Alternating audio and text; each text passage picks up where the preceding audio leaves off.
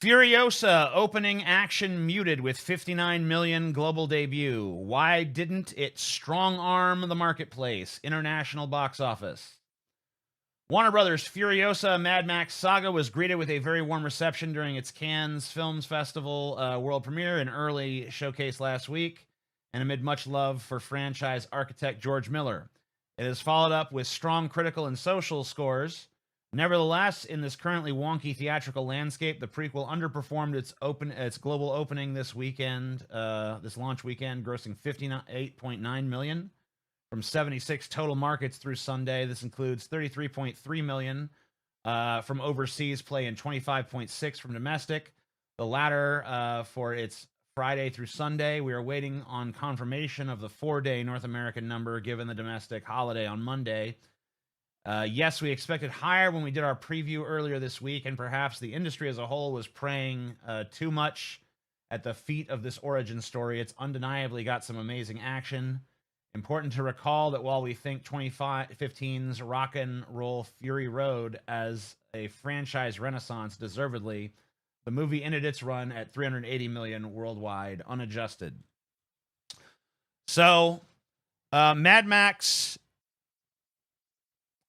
Fury Road, huge movie a few years back in terms of impact on moviegoers. Not gigantic box office, but obviously enough box office to keep the franchise alive and show that it still had some steam. Now Furiosa underperforming at the box office, and everyone kind of trying to figure out why. I've seen a few people offer up some ideas as to why this is. I would like to offer up some of my own ideas as to exactly what's going on here. Hey, if you like this clip, you might like the full stream, which I do every Sunday, more or less, over on the Pessimist Productions Patreon, link down below. Thank you kindly. I saw Furiosa the other night. I thought it was great. Was it as good as Fury Road? Not really, but I never expected it to be as good as Fury Road. I have been saying for a while now that if it was half as good as Fury Road, it would still be a masterpiece. I would say it was about 75% as good as Fury Road. But I do think that there are a few reasons why the box office numbers are unimpressive for it. Number one, the Mad Max franchise has never really been a gigantic moneymaker at the box office. I mean, go to Box Office Mojo, check out the box office on the original Mad Max, on The Road Warrior, on Thunderdome, on Fury Road, all these. Not too many gigantic, horrible failures or anything like that, but they're just not movies that... There's never been a Mad Max film that was like buku bucks, gigantic, unimpeachable mega hit. So, for some reason, the movie-going public, even though they're aware of this property, even though they're aware that it's got some of the best action of any film series ever committed to celluloid, or now, I guess, to digital, for some reason, the movie-going public is a little bit hesitant about it. For some reason, there's something about it that just doesn't seem to quite appeal to the normies out there. Mad Max fans love this stuff. But normie moviegoers, for some reason, they tend to eschew this. Or maybe they just don't, they eschew it at the theater. Even though it's gigantic spectacle that would be great to watch at the theater, they do tend to seem like, I don't know about that. So that's the first thing. The second thing is prequelitis, man. I don't know about you guys, how you feel about prequels, but the way I feel about prequels is I want stories to advance forward, not backwards. So I tend to be a little bit of a prequel hater. I think that prequels suck the suspense out of things. Because if you're watching a prequel to a story you've already heard, then you kind of already have an idea of where everybody's going to end up. You have an idea of who's going to live, who's going to die, and where all of the pieces will be by the time the story is over. And it's just not as thrilling. When you're watching a movie for the first time and you have no awareness of any sort of future events that might take place in the film, then everything's a mystery. Will this character live? Will this character die? Will this character get their way? Will this character fail? None of that stuff is known to you. So there's a lot of suspense. And there's just not as much suspense in the premise of, well, let's see how that stuff that we already know happened happens. That being said, in the case of Furiosa, I think this is one of the better prequels because it's very good at supplementing what you've already seen in Fury Road, which I guess is really the most legitimate reason to make a prequel, is to supplement the film. But that makes your prequel film inherently subordinate to the film that it is a prequel of. It's inherently just kind of there to enrich the story of that other film and not so much to stand on its own. Although I think Furiosa does stand on its own, it's just, if you've seen Fury Road and you know where everything's going to end up, then there's not a lot of tension. Like, oh, I hope Furiosa doesn't die. Well, you know she's not going to fucking die. You know exactly what she's going to go on to do. So to me, prequels suck a little bit of the fun out of stuff, you know? It's hard to make a prequel work. That being said, I mean, Furiosa does it just about as well as I've ever seen anything do it. Probably the only thing I've seen do a better prequel than Furiosa would be Better Call Saul as a sort of prequel to Breaking Bad. Because even though it takes place before the events of Breaking Bad and we do know the fates of a lot of the characters involved, there's still a lot of stuff we don't know. There's a lot of characters introduced that we're not really sure where they end up or how they fit into things. So there's still a lot of suspense with those characters. And ultimately, it serves as a prequel / sequel to Breaking Bad, because some of the events of it take place before Breaking Bad, some of them take place during, and some of them take place after. So I think that because it's structured like that, it works pretty well. Furiosa is more of a straight-up prequel, but it does supplement Fury Road in a lot of the same ways that Better Call Saul supplemented Breaking Bad. But I do think that there is a hesitancy from audiences when it comes to prequels. Third thing, I think that there is a large contingent of people out there, some of them for woke reasons, some of them just for character attachment reasons, are mad that Mad Max is not in this film. They're mad to see a film that is set in the Mad Max universe that does not directly involve Mad Max in any way, shape, or form, but instead focuses on a strong female character, you know?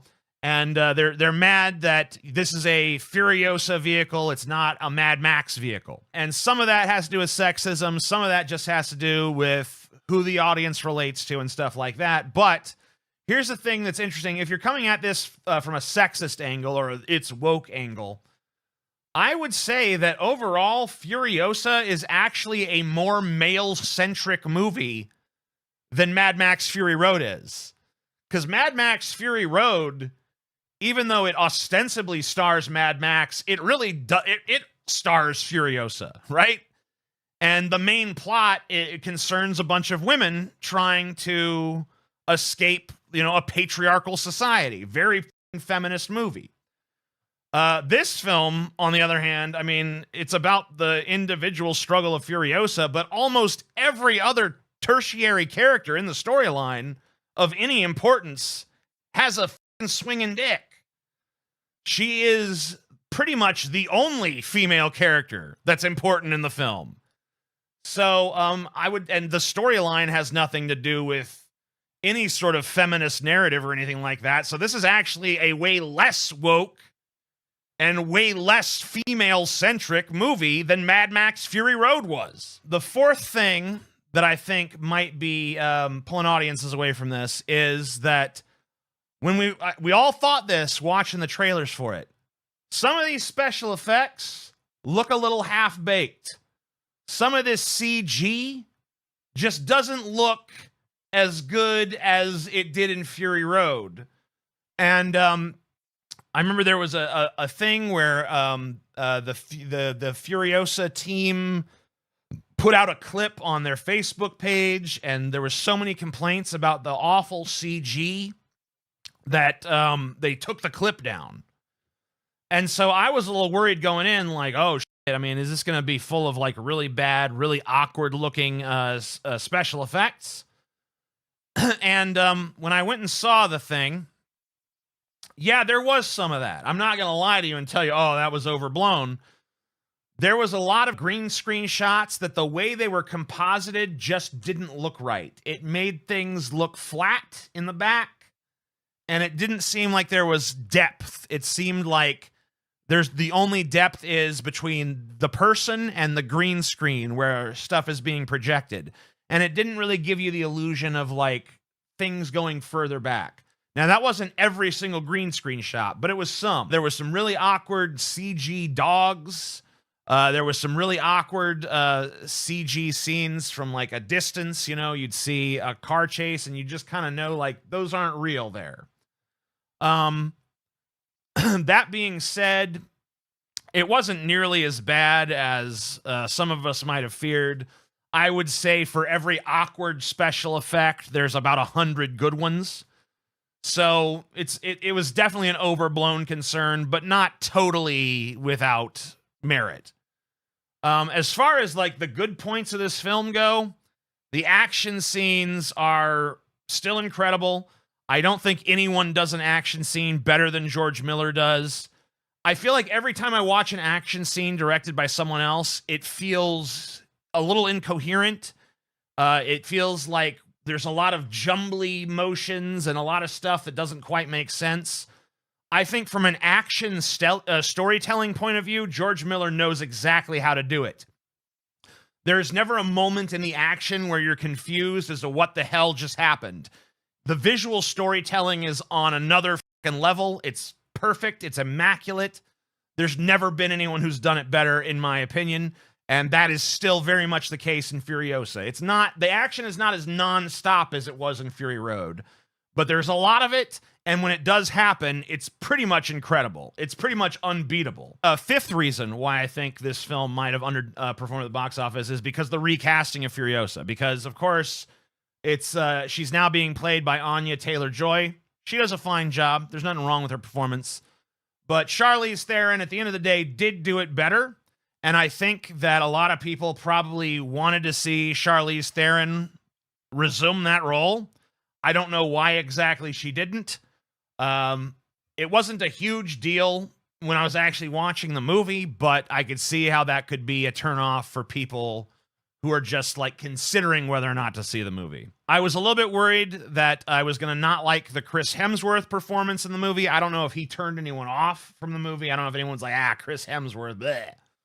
But I was a little bit skeptical of his performance. But I have to say, I think he knocked it out of the park. He was probably the best actor in the whole movie. Still had a little bit of that Thor silliness clinging on to him. But overall, he managed to work with it to be a relatable but still scary villain. And overall, I mean, the movie was incredible. I'd give it a 9 out of 10. It's a shame more people aren't seeing it. It's a shame more people don't vibe with these films.